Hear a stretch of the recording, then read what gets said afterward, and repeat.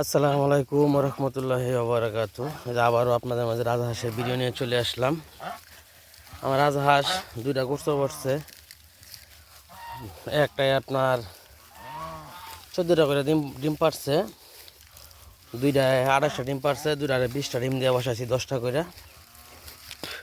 ডিম তো অনেক বড়, 10টা বেশি ডিম দিয়ে বসাইলে বেশি একটা দিতে পারবে না, তাই কম ডিম দিয়ে বসাইছি। আর 14টা করে পারছে, 14টা করে ডিম দিলে আপনার বেশি একটা দিতে পারবে না, তাই আপনার 10টা করে বসানো হয়েছে। এই দেখেন এখন রোদ উঠছে, তাই রোদে দিছি। এই এখন সকাল থেকে অনেক কুয়াশা পড়ছেন, সকাল থেকে অনেক কুয়াশা, এই মাত্র কুয়াশাটা কাটছে, এখন রোদ উঠছে, বাইরে খেতে নিয়ে আসলাম। দেখছেন এখন রোদ 11টা বাজে ছাড়ছি ঘরের থেকে, মানে কুয়াশার লেগে কমার ঠান্ডা লাগবো, ঠান্ডার জন্য ছাড়ি নাই, পিছনে ছাড়ছি। আর হেডি আমার ডিম পারে নাই, এখন হেডি এখন পারবে ডিম। দেখেন এই যে ডিমগুলো হয়ে গেছে, এই যে ডিম হারতে পারে না, ডিম 2-1 দিনের মধ্যে ডিম দিয়ে ফেলে। দেখছেন এই যে 2-1 দিনের মধ্যে ডিম দিয়ে ফেলবে।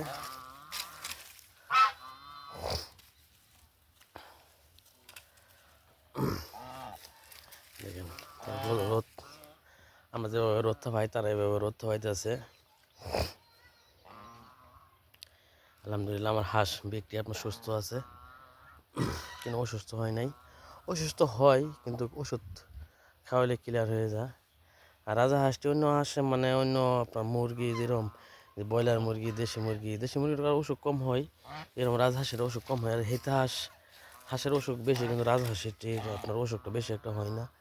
এই কারণে আপনার এটা যে কেউ পালতে পারবে।